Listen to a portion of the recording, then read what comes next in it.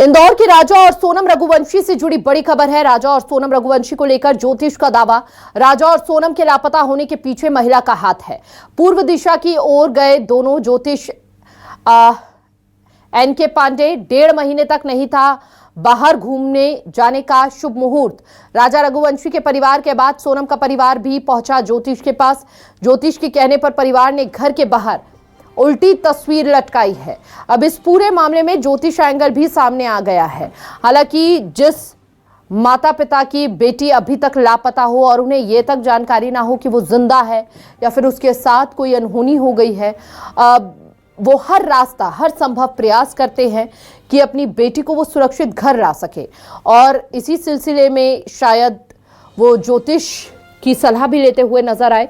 राजा और सोनम रघुवंशी को लेकर ज्योतिष का दावा है कि 1.5 महीने तक कोई भी मुहूर्त नहीं था उनका बाहर जाने का। राजा और सोनम को लेकर अब देखिए लगातार कई तरह के सवाल इस पूरे मामले में।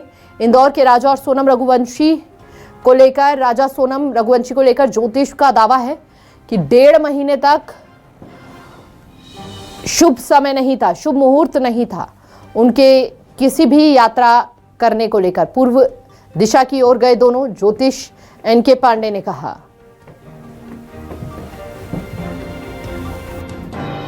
सभी माहौल को देखते हुए अब यही हो रहा है कि इंतजार की घड़ियां खत्म हो रही हैं। सब्र नहीं रह गया है किसी के मन में। सभी लोग विक्षिप्त हो गए हैं।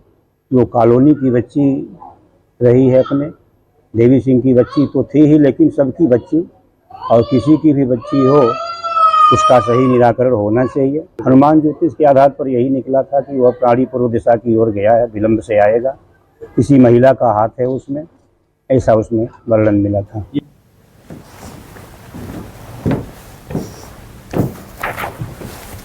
ज्यादा जानकारी के लिए संवाददाता चंकी वाजपेयी हमारे साथ जुड़ चुके हैं। चंकी, अब यहाँ पर ज्योतिष एंगल भी इस पूरे मामले में साफ नजर आ रहा है, जहां ज्योतिष का कहना है कि 1.5 महीने तक कोई भी शुभ मुहूर्त नहीं था उनका किसी भी तरह की यात्रा करने के लिए। क्या कुछ कहना है परिवार वालों का अभी फिलहाल इस पूरे विषय में?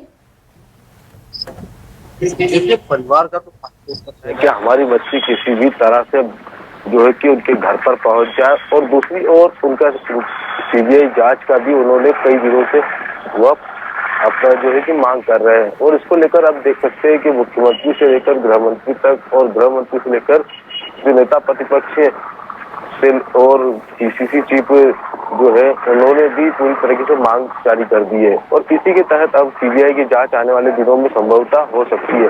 लेकिन ज्योतिष के एंगल की हम बात करें तो राजा के जो परिवार है उन्होंने भी पिछले दिनों एक ज्योतिष से बात की थी, उनके कुल जो गुरु है उनसे बात की थी। उसके बाद में उन्होंने बताया था कि वो जो बच्ची है उनकी वो आसपास ही है और उसकी जल्दी मिल जाएगी।